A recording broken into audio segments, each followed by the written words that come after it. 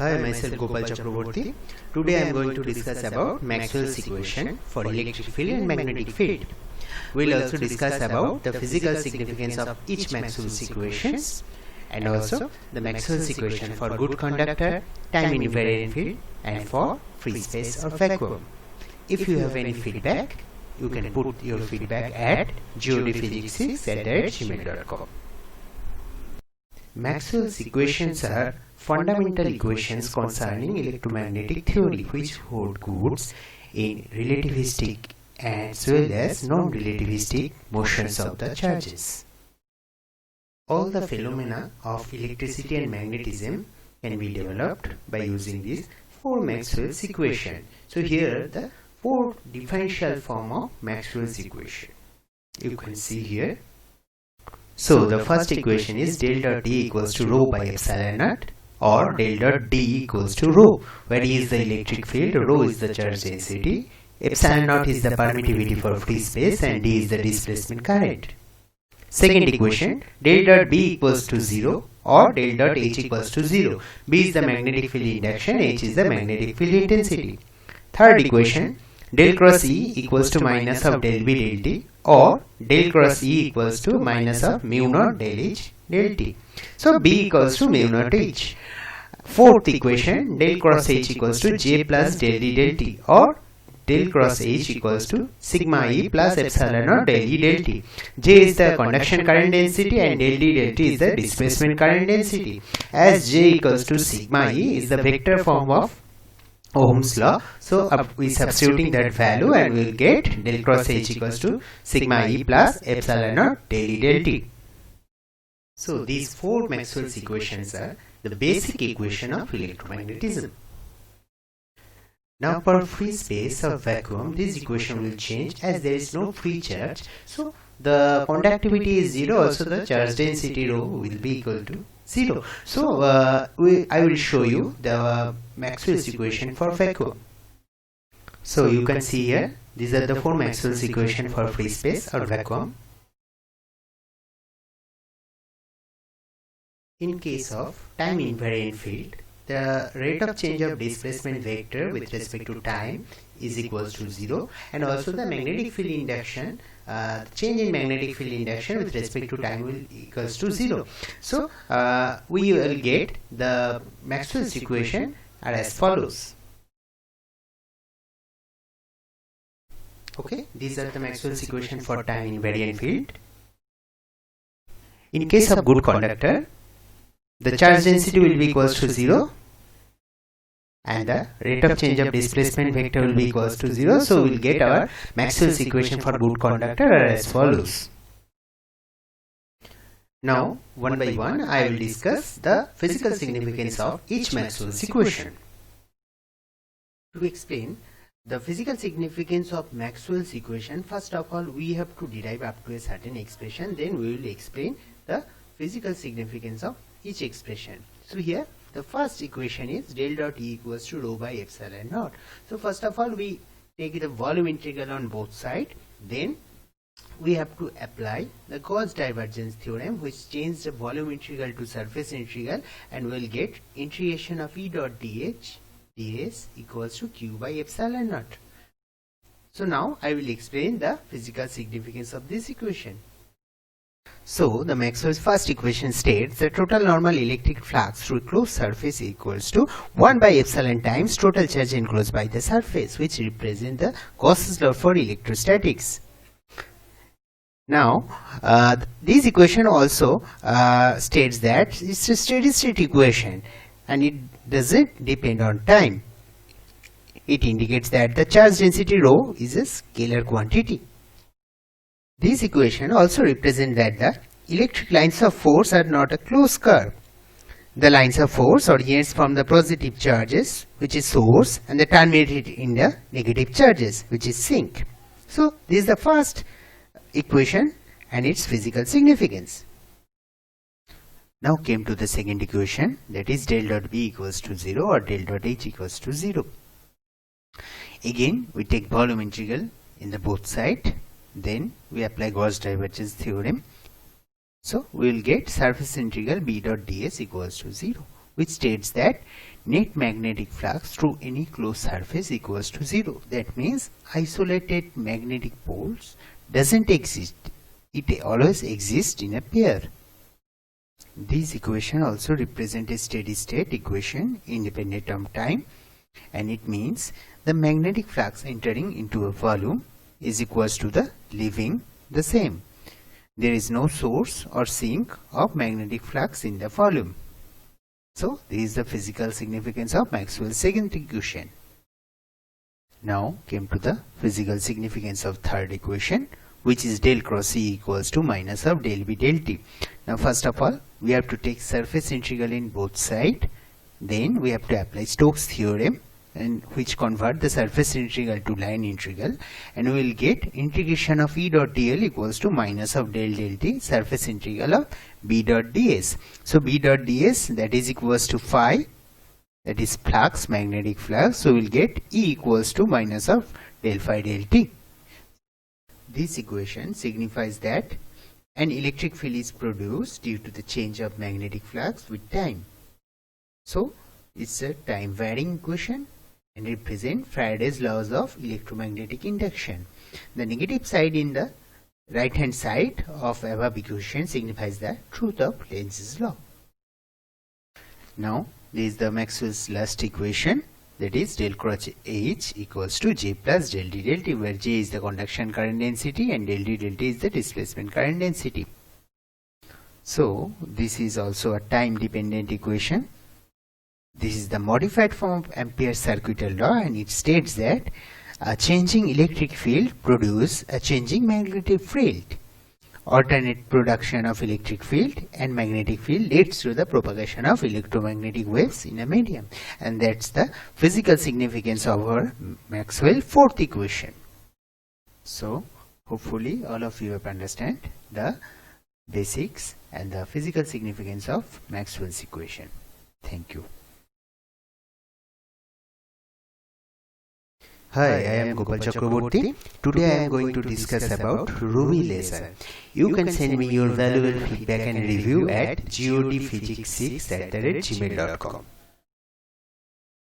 So, first of all, what is Ruby laser? Ruby laser is basically a solid state laser that uses a synthetic ruby crystal as its laser medium. And it is one of the few solid state lasers that can be able to produce visible light of wavelength 694.3 nanometer. So its color will be a red. Ruby laser consists of three important elements. First one is laser medium, second one is pump source, and third one is optical resonator. So one by one I will discuss these three. So the first one, laser medium. Ruby is basically aluminium oxide doped with 0.02 to 0.03% chromium oxide. So in ruby laser, a single crystal of ruby in a form of cylinder acts as a laser medium or active medium. Second one, pump source or energy source. The pump source is the element of ruby laser system that provides energy to the laser medium. In a ruby laser, population inversion is required to achieve laser emission. Population inversion is the process of achieving the greater population of higher energy state than the lower energy state. In order to achieve population inversion, we need to supply energy to the laser medium. So, in a ruby laser, we use flash tube, xenon flash tube as the energy source or pumping source. Now, the last one, optical resonator. You can see here the picture in the right hand side, the ends of the cylindrical ruby rod are flat and parallel. The cylindrical ruby rod is placed between two mirrors. The optical coating is applied to the both mirror. The process of depositing thin layer of metals on glass substrate to make mirror surface is called silvering. Each mirror is coating or silvered differently. In left hand side, the mirror is fully silvered, and right hand side it is partially silvered. So reflection coefficient of the left mirror is perfectly 1 and right hand side is less than 1. So the fully silvered mirror will completely reflect the light, whereas the partially silvered mirror will reflect most part of the light but allow a small portion of light through it to produce output laser. Now, to know about the working principle of ruby laser, you can see the diagram just in the lower part of my video. It was clearly seen that it was denoted by picture number 1, 2 and 3. The ruby laser is a 3-level solid state laser.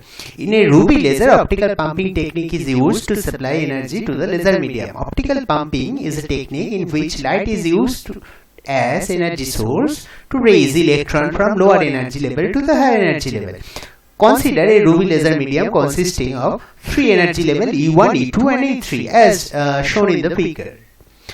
We assume that the energy levels will be E1 is less than E2 less than E3. The energy level E1 is known as the ground state or lower state energy. E2 is the fast excited state, which is the metastable state also, and E3 is a short lived state. Now let us assume that initially most of the electrons are in the lower energy state and only a tiny number of atoms are in a higher excited state. So, in absence of any external radiation, basically all the atoms will be at ground state, means E1 state. So, when you supply external energy, it will absorb that amount of energy, get excited, and that atom will jump to the higher excited state. So, there is a possibility to jump for the atom to E2 or in E3. So, when the light energy is supplied, the energy of the photon of having h nu, which is equal to E2 minus E1 or E3 minus E1, but here in case of ruby laser, that incident radiation having energy almost equal to E3 minus E1, so atoms will absorb that amount of energy, jump to the E3 state only. So as it is a short lived state, within 10 to the power minus 8 second it will come back to E2 state. As E2 is a metastable state, that means it has a lifetime 10 to the power minus 3 second. So after some period of time, the number of atom in E2 state will be greater than the number of atom in E1 state. That means we achieved our population inversion, as I am talking earlier, which is a main condition to achieve to get a laser light. Now, by the process of stimulated emission, after some period of time, these atoms of E2 state will come back to the ground state, releasing the same amount of energy it absorbed, and that amount of energy we are getting as a laser light. So these atoms, when come back to the ground state from E2 state, which is a metastable state, it emits the energy as a photon. So photons are now continuously multiplied by the interaction process, and so we are getting our highly intense laser light, okay, using the optical resonator.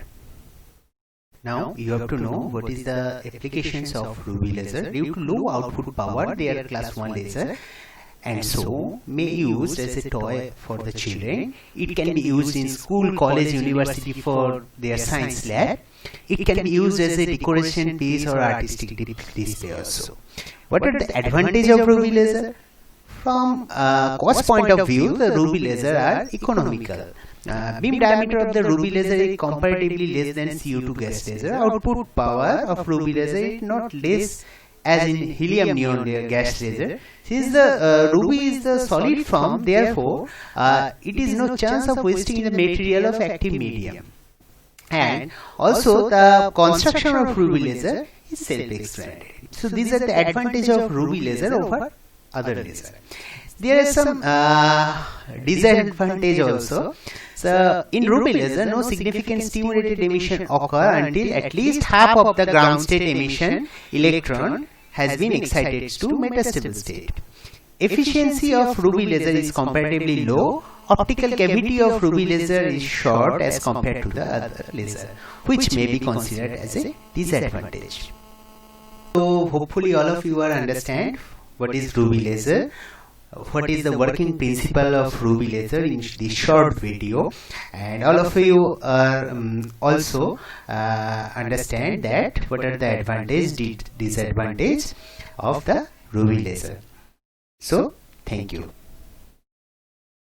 Hi, myself Gopal Chakraborty. Today I am going to discuss about some application of mass pulley system, the tension and reaction force on a rigid body. You can put your valuable feedback at godphysics6@gmail.com. So here is our problem. Calculate the expression of tension T in the inextensible string for a mass pulley system and also find out the reaction force on the rigid body, and the corresponding diagram is given below. Now before starting the solution, you have to understand the diagram very clearly.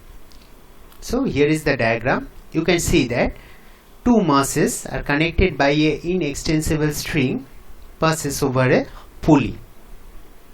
M2 is greater than M1, so the weight of each masses will act in the downward direction.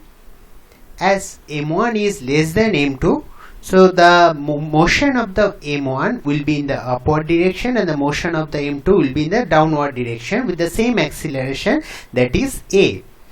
And R is the reaction force on the rigid body, which will be balanced by the tension of the string.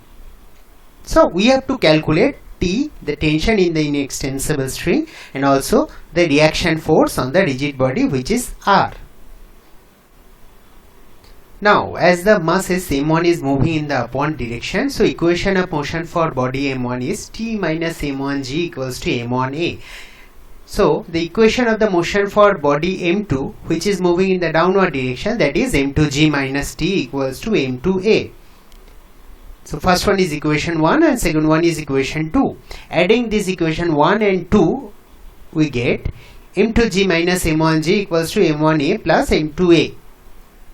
Solving, we get A equals to M2 minus M1 by M1 plus M2 into G, which is our equation number 3.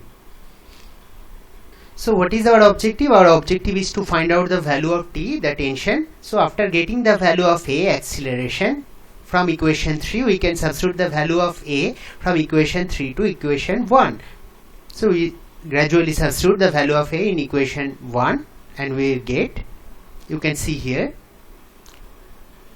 we substitute the value of A, and after that rearranging we get T equals to, within third bracket, 1 plus M2 minus M1 by M1 plus M2 into third bracket close M1 into G.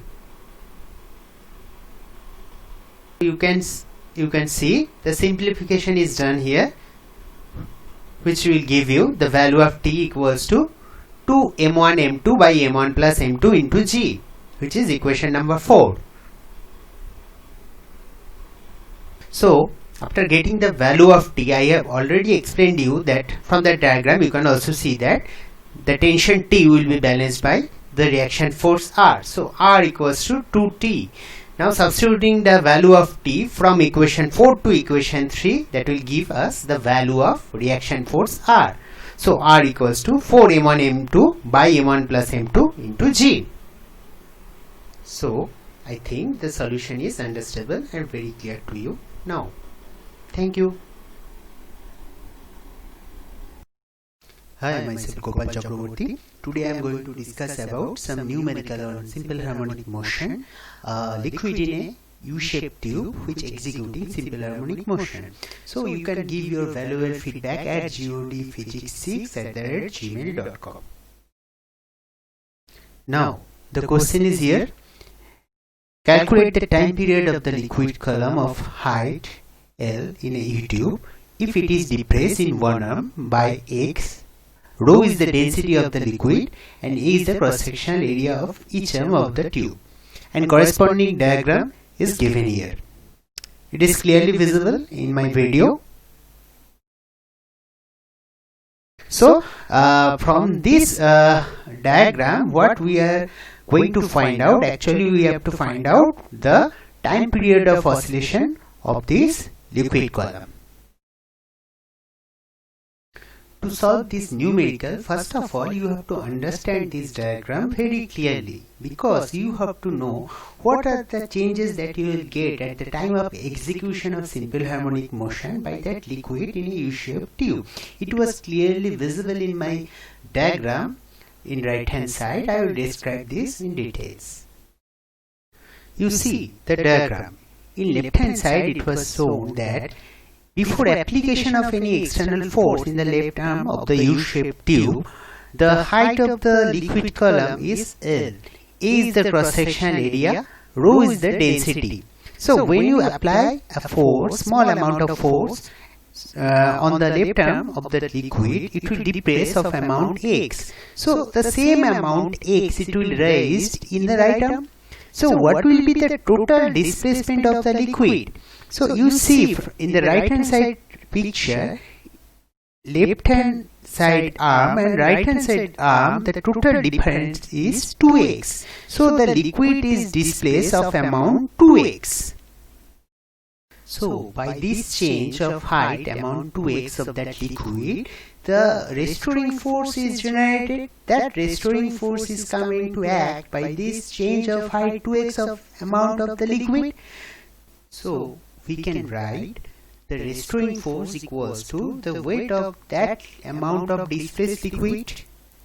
Now I will show you how you will calculate all of these things. So what is the mass of the displaced liquid? M dash equals to 2x, as the height change is 2x, so 2x into A cross-sectional area into density. So volume into density will give you the mass of the displaced liquid. So restoring force F equals to minus of M dash of G. So we substitute the value of M dash here from first equation. So we will get F equals to minus of 2A rho into G into X. So from there we can write F equals to minus K into X, where K is the constant, restoring force constant, where the value of K is 2A rho into G. Now we can write the equation of motion of the liquid is M d2x dt2 equals to minus of kx. In place of F we replace the value of force F is M d2x dt2. So rearranging we get d2x dt2 plus k by m of x equals to 0.